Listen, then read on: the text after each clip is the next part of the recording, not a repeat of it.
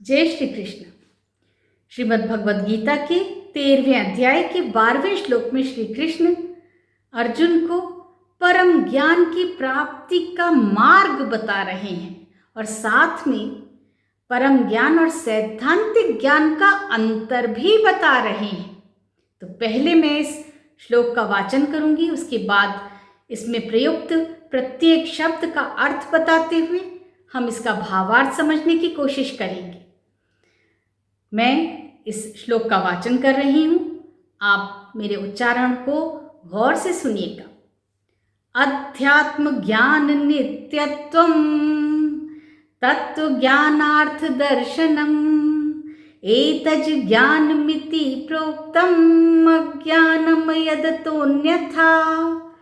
अध्यात्म ज्ञान अर्थात आत्मा से संबंधित ज्ञान, नित्यत्वम अर्थात निरंतर, तत्व ज्ञान अर्थात आध्यात्मिक सिद्धांतों का ज्ञान, अर्थ का मतलब होता है हेतु, दर्शनम अर्थात दर्शन शास्त्र, एतत् ज्ञानम ये सारा ज्ञान, इति प्रोक्तम इस प्रकार से घोषित है, अज्ञानम अर्थात अज्ञान, यद तो जो इससे, अन्यथा अर्थात उल्टा हो, विपरीत हो, अलग हो।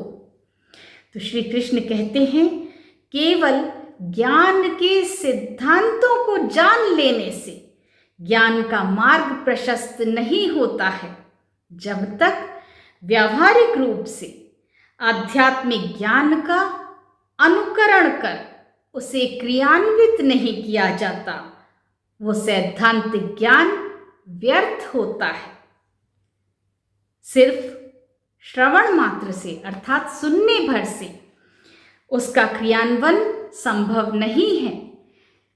उसके क्रियान्वयन के लिए ऐसे सिद्धांतों को बार बार सुनकर चिंतन और मनन करके अमल में लाना पड़ता है, तभी सैद्धांतिक ज्ञान से परम ज्ञान की प्राप्ति का मार्ग प्रशस्त होता है।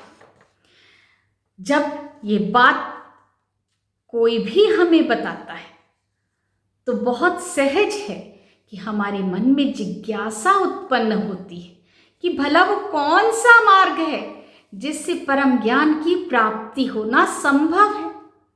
तो यहाँ भगवान श्री कृष्ण वो भी बताते हैं कि वो कौन से ऐसे प्रश्न हैं, वो कौन सी जिज्ञासा है जो मनुष्य के मन में उत्पन्न होना ही चाहिए, तभी वो मनुष्य को पशु से भिन्न बनाती है। तो वो जो प्रश्न हमारे मन में उत्पन्न होते हैं वो प्रश्न है कि मैं कौन हूँ, मैं यहाँ क्यों हूँ, मेरा इस संसार से, इस सृष्टि से और सृष्टा से क्या संबंध है, मैं यहाँ क्या करने आया हूँ और क्या मैं अपने जीवन के लक्ष्य को प्राप्त कर सकता हूँ और कैसे पूर्ण कर सकता हूँ। ये सारी जिज्ञासाएं जब मन में उत्पन्न होती हैं तो स्वतः ही मनुष्य उन प्रश्नों के उत्तर खोजने की दिशा में अग्रसर हो जाता है और तभी वो पशु से भिन्न भी हो जाता है। तो फिर क्या पशु मनुष्य से बदतर होते हैं? नहीं, ऐसा नहीं है।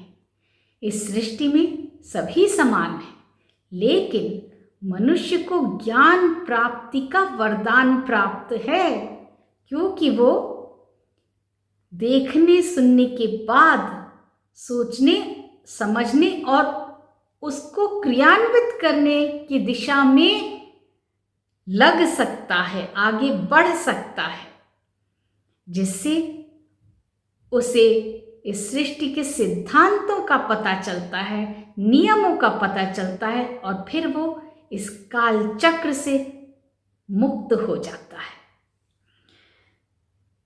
पशु भी तो सोते हैं, खाते हैं, मैथुन करते हैं, स्वयं को प्रोटेक्ट भी करते हैं, सुरक्षित भी करते हैं और अपनी संतान को भी सुरक्षा प्रदान करते हैं।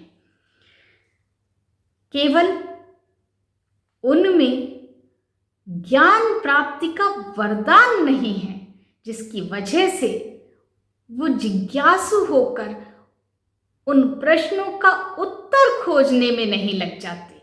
तो अगर मनुष्य भी पशु की ही भांति पाशविक प्रवृत्तियां जैसे घमंड, पाखंड, हिंसा, प्रतिशोध, छल कपट, अनादर, इंद्रियों विषय की लालसा में लिप्त रह जाएगा, तो वो भी अज्ञानता के सागर में डूबता चला जाएगा और ऐसे व्यक्ति की मनोवृत्ति उसे ज्ञान की प्राप्ति की ओर ले जाने वाले मार्ग से रोक देगी, पंगु बना देगी।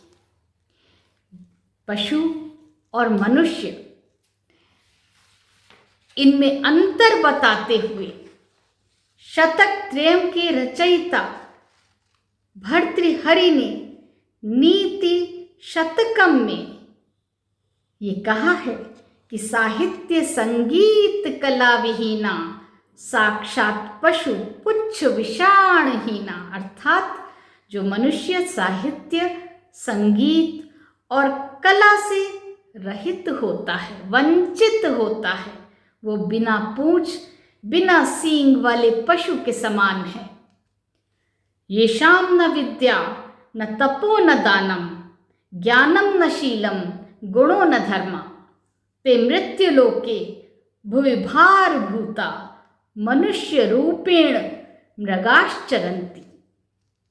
अर्थात जिन मनुष्यों के पास विद्या, तप, दान की भावना, ज्ञान और शील की रिक्तता होती है, मानवीय गुणों और धर्म का अभाव होता है, वे इस मृत्युलोक अर्थात धरती पर बोझ के समान हैं, जो मनुष्य के रूप में रहकर भी केवल पशु की तरह ही विचरते रहते हैं। यहाँ धर्म का तात्पर्य पाखंड या कर्मकांड से बिल्कुल नहीं है। यहाँ धर्म का तात्पर्य है सत्य की खोज से, क्योंकि सत्य ही तो परम ज्ञान है और परम ज्ञान ही सत्य है। जो मनुष्य पाखंड, कर्मकांड में डूबा रहता है, वो तो सत्य से बहुत दूर हो जाता है। ऐसे मनुष्य को कभी भी परम ज्ञान की प्राप्ति नहीं हो सकती, क्योंकि परम ज्ञान की प्राप्ति का अधिकार केवल वैरागी को होता है। वैराग्य के ऊपर मैं पिछले वीडियोस में आप लोगों को पहले ही बता चुकी हूँ। शुचिता के ऊपर भी मैं बता चुकी हूँ, और कौन कौन सी प्रवृत्तियों से मनुष्य को दूर रहना चाहिए जिससे उसे परम ज्ञान की प्राप्ति का अधिकार प्राप्त हो। इन सभी बातों पर श्री कृष्ण 8 से लेकर 11 तक के श्लोकों में बता चुके हैं, जिन पर मैंने वीडियो बनाए हैं। उनकी लिंक्स मैं आपको डिस्क्रिप्शन बॉक्स में दे दूंगी। तो ऐसे परम ज्ञान का अधिकारी बनने के लिए जिज्ञासु होना बहुत ज़रूरी है, लेकिन इसके साथ ही साथ ज्ञान प्राप्त करने के बाद उस ज्ञान को बांटना भी बहुत ज़रूरी है, नहीं तो वो विलुप्त हो जाएगा। कवि वृंद ने यही बात बहुत सहज तरीके से कही है कि सरस्वती के भंडार की बड़ी अपूर्व बात, ज्यों खर्चे त्यों त्यों बढ़े, बिन खर्चे घट जात। और सरस्वती का भंडार क्या है? ज्ञान है। ज्ञान ऐसी संपत्ति है, ऐसा धन है, जो जितना खर्चा जाए उतना ही बढ़ता है, और अगर उसे ना खर्चा जाए तो वो घट जाता है, समाप्त हो जाता है, विलुप्त हो जाता है। तो इसीलिए ज्ञान की प्राप्ति के बाद उस ज्ञान को बांटना बहुत ज़रूरी है, उसका विस्तार होना बहुत ज़रूरी है। लेकिन साथ में इस बात का भी ध्यान रखना चाहिए कि परम ज्ञान केवल पात्र को ही मिले, कुपात्र को नहीं मिलना चाहिए, अन्यथा अनर्थ हो जाएगा।